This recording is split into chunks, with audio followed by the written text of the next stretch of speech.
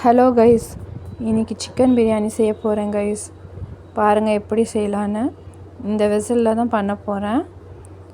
அரிசியும் அளந்து வச்சுருக்கேன், 1 kg அளந்து வச்சுருக்கேன். பாருங்கள், வெசலில் ஃபுல்லாக தண்ணி பிடிச்சிருக்கேன்.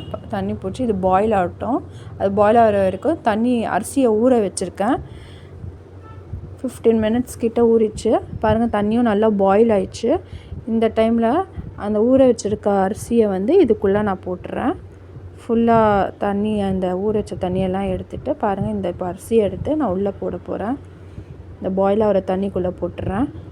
கிட்டே நின்றுங்க கைஸ், இது வச்சுட்டு போயிடாதீங்க, அரிசியெல்லாம் உடஞ்சிடும். பாருங்கள், ஃபுல்லாக நல்லா லாங்காக இருக்குது பாருங்கள். அரிசி உடையாமல் நல்லா இருக்குது பாருங்கள். இந்த மாதிரி தான் இருக்கணும். அப்போ தான் தம்க்கு கொடுத்ததுக்கப்புறமும் கரெக்டாக இருக்கும். ஆஃப் பண்ணிடலாம். பாருங்கள் அரிசியை. இப்போது நம்ம தனியாக அக்னி ரெடி பண்ணிக்கலாம் கைஸ். பாருங்கள், உடையலை. இப்போது அக்னி எப்படி செய்கிறதுன்னு நான் நெக்ஸ்ட்டு வீடியோவில் உங்களுக்கு காமிக்கிறேன். நெக்ஸ்ட் வீடியோ பார்க்கலாம் கைஸ். இப்போது அக்னி மசாலா எப்படி செய்யலான்னு காமிக்கிறேன். இதே ஷத்தலில் செய்ய போகிறேன். இதே சட்டியில் தான் ஸ்டவ் ஆன் பண்ணிக்கிட்டேன். ஷத்தல் நல்லா சூடாகட்டும் கைஸ். இப்போது எண்ணெய் போட்டுக்கிறேன். எண்ணெயும் நல்லா சூடானதுக்கப்புறம் ஸ்பைசஸ் எல்லாம் போட்டுக்கலாம். நல்லா சூடாயிடுச்சு. இப்போது ஏலக்காய் போடுறேன். நெக்ஸ்ட்டு இது பிரியாணி லீவ்ஸ் போடுறேன். நெக்ஸ்ட்டு பட்டை. நெக்ஸ்ட் நல்லா பொரியுது பாருங்கள், பட்டு தெரியுதா. அப்புறமா க்ளோவ்ஸ், கிராம்பு, அதுவும் போட்டுக்கிறேன். எல்லாம் சேர்ந்து கொஞ்சம் நல்லா பொரியட்டும். நல்லா பொரிஞ்சிச்சு பாருங்கள், தெரியுதா, கலரே மாறிச்சு பார்த்தீங்களா. எஸ். இப்போ ஆனியன்ஸ் நல்லா லாங் கட் பண்ணி வச்சுருக்கேன். ஆனியன் போட்டுக்கலாம். இது ஆனியன்ஸ் நான் 6 to 7 ஆனியன்ஸ் போட்டிருக்கேன். ஆனியன்ஸ் நல்லா வதங்கட்டும். இன்றைக்கி நான் ஏன் பிரியாணி செய்வேன் தெரியுமா? நான் எவ்ரி ஃப்ரைடே பிரியாணி, அப்புறமா பஹாரியா, ஃப்ரைட் ரைஸ் அந்த மாதிரி செய்வோம். இன்றைக்கி ஸ்பெஷலாக ஏன் செய்கிறேன்னா, டியூஸ்டே இன்றைக்கி ஏன் செய்கிறேன்னா, என்னோடய சிஸ்டர் இன்லா, எனக்கு 2 சிஸ்டர் இன்லாஸ் இருக்காங்க. அவங்க 2 பேரும் வராங்க.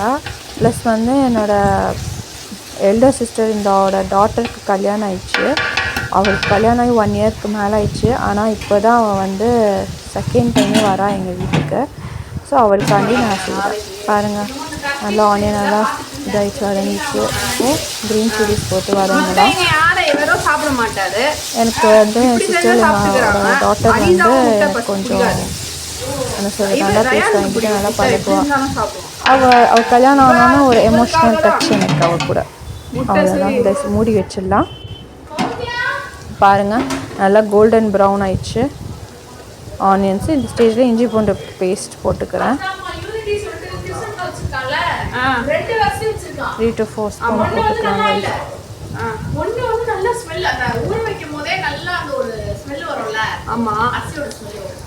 நல்லா கலரி விட்டு மூடி வச்சுடுங்க.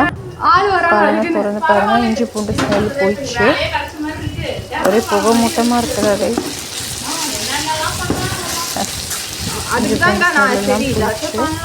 நெக்ஸ்ட்டு டொமேட்டோ நல்லா கட் பண்ணி வச்சுருக்கேன்.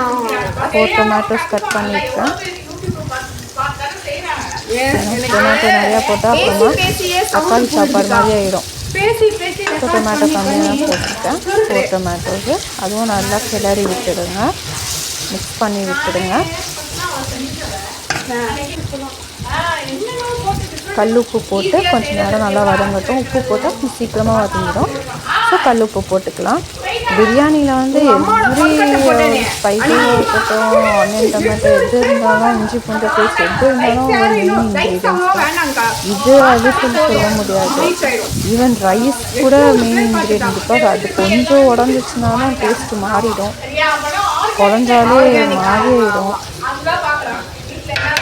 இப்போது இந்த ஸ்டேஜில் கொஞ்சம் மூடி வச்சிடலாங்க. வதங்கட்டும். பாருங்கள், வதங்கிச்சா பார்க்கலாமா. இல்லை இன்னும் கொஞ்சம் வதங்கணும். கொஞ்சம் நேரம் வதங்கட்டும். நம்ம திறந்து வச்சுட்டே வதக்கலாம்.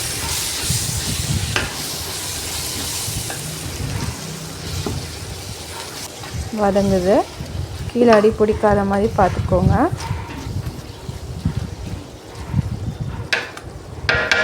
பாருங்கள் வதங்குறது நல்லா வதங்கிச்சு. பாருங்கள் ஆயில் கூட சைடில் எல்லோவாக தெரியுதா, நல்லா வதங்கிச்சு.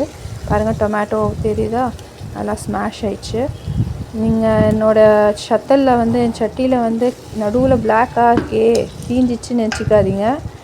எங்கள் அக்கா வேலை செய்கிற அக்கா கழுவுற அழுகு அது. ஸோ அது போகாது, அது அப்படி தான் இருக்கும், ஒன்றும் சொல்ல முடியாது அவங்கள. ஸோ நெக்ஸ்ட்டு புதினா கொத்தமல்லி போட்டுக்கிறேன். ஈவனாக போட்டிருக்கேன் புதினாவும் கொத்தமல்லி. புதினா கொஞ்சம் எக்ஸ்ட்ராவாக போட்டிருக்கேன்.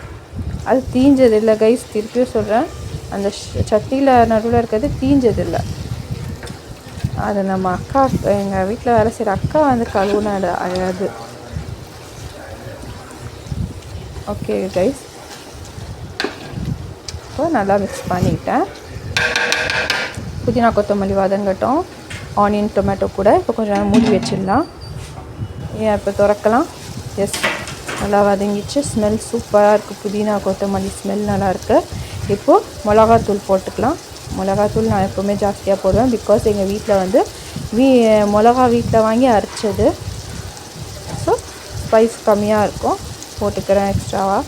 நெக்ஸ்ட்டு மஞ்சள்தூள் கம்மியாக தான் போடுங்க, இல்லைன்னா எல்லோயிஷ் ஆகிடும் பிரியாணி. அவ்வளோதான். நெக்ஸ்ட்டு வந்து கோரியாண்டர் பவுடர் போடுவேன். சக்தி கோரியாண்டர் பவுடர் ஒரு 2 ஸ்பூன் கிட்ட போட்டிருக்கேன். 2 ஃபுல் ஸ்பூன். எஸ் கைஸ், இப்போ நல்லா எல்லாமே மிக்ஸ் பண்ணி விட்டுக்கோங்க கைஸ்.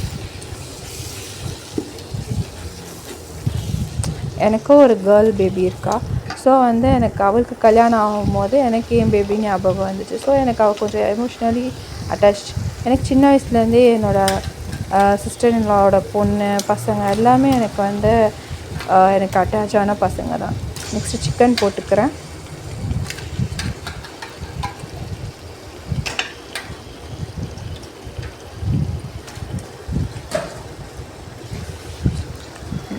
எப்போவுமே நம்ம சமைக்கும் போது அது சொல்லுவாங்க பார்த்தீங்கன்னா, லவ்வோடு சமைச்சா வந்து டேஸ்ட்டு நல்லாயிருக்கும்னு. சீரியஸாக சொல்கிறேன். நான் வந்து எனக்கு வந்து அக்கா இல்லை, எனக்கு தங்கச்சி இருக்கா. எனக்கு அக்காங்கன்னா எனக்கு ரொம்ப பிடிக்கும். பிகாஸ் எனக்கு ஒரு அக்கா இருக்கா. பட் அவகிட்ட வந்து எனக்கு கொஞ்சம் லாங் டிஸ்டன்ஸ் ஆகிடுச்சு கல்யாணத்துக்கு அப்புறம். ஸோ இவங்கெல்லாம் எங்கள் சிஸ்டர்லாம் வரும்போது எனக்கு கொஞ்சம் டச்சாக இருக்கும், எமோஷ்னலாக இருக்கும். நெக்ஸ்ட்டு வந்து கர்ட் போட்டுக்கிறேன் கைஸ். கர்ட் போட்டு நல்லா மிக்ஸ் பண்ணிக்கலாம்.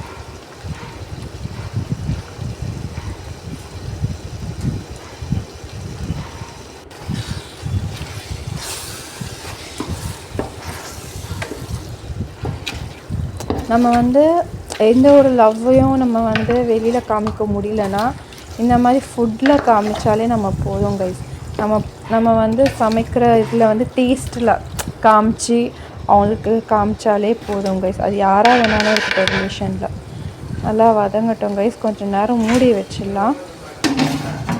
கொஞ்சம் தண்ணி விடுங்க கேர்டு போட்டதுக்கு. இத்தனைக்கும் திக்கான கேர்டு தான் போட்டிருக்கேன். பாருங்கள், திக்கான கேர்டு தான் போட்டேன். தண்ணி விட்டுருக்கு பார்த்தீங்களா, நான் சொன்னல. பாருங்கள், அடியெல்லாம் ஒன்றும் பிடிக்கலை, நல்லா இருக்கு. நல்லா கிளறி விட்டுக்கோங்க திருப்பியும், இல்லைன்னா அடி பிடிச்சிடும் ஒரேடியாக மூடி வச்சா. அதுக்கு தான் நான் திறந்து பார்த்துட்ருக்கேன் கைஸ்.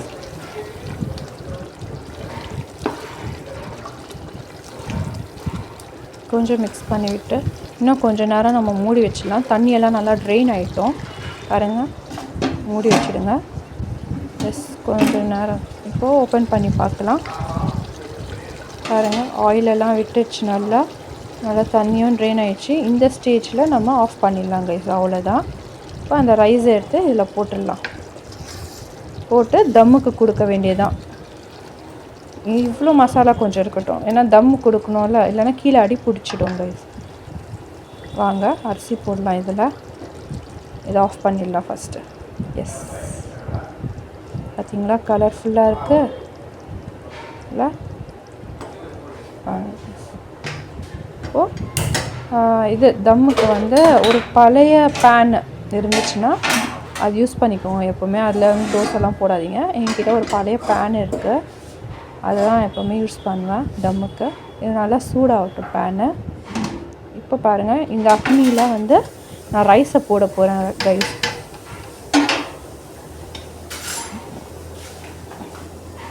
பாருங்கள் ரைஸ், இந்த 1 kg ரைஸ் வந்து நான் இதில் போட போகிறேன்.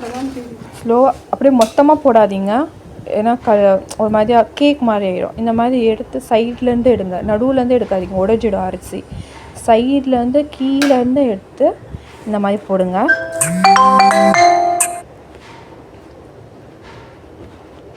போட்டு ஃபுல்லாகவே நல்லா ஸ்ப்ரெட் பண்ணி விடணும் கைஸ். பார்த்தீங்களா, அரிசியெல்லாம் ஃபுல்லாக போட்டாச்சு. நீங்கள் ஒரேடியாக கொட்டினீங்கன்னா கேக் மாதிரி ஆகிடும். இந்த மாதிரி கொஞ்சம் கொஞ்சமாக எடுத்து இந்த மாதிரி ஸ்ப்ரெட் பண்ணி விட்டிங்கன்னா நல்லாயிருக்கும். அவ்வளோதான் கைஸ், அரிசியெல்லாம் போட்டாச்சு. இப்போது இது இருக்குல்ல, அந்த கலர் பவுடரை அது தண்ணியில் கொஞ்சமாக போட்டு வச்சுருக்கேன் நான். அந்த ரெட் கலரு லைட்டாக போட்டுடுங்க, ரொம்ப ஜாஸ்தியாக போடாதீங்க, ரெட் கலரில் ஆகிடும் அப்புறமா. அவ்வளோதான் கைஸ், இதில் தான் போடணும். இப்போ இது எடுத்து நம்ம அந்த பேன் சூடாயிடுச்சா பாருங்கள். சூடாகிடுச்சுன்னா, என் பேன் சூடாயிடுச்சு. இந்த பேனில் நான் இதை ஷத்தில் வச்சிடுறேன். இப்போ மூடி வச்சிடலாம். பாருங்கள், தம்மு முடிஞ்சிச்சு. 15 to 20 minutes வச்சேன். நல்லா கிளறி விட்டுட்டேன். பாருங்கள், அரிசியெல்லாம் எதுவுமே உடையலை. பிரியாணி செம்மையாக இருக்குது ஃப்ளேவரு.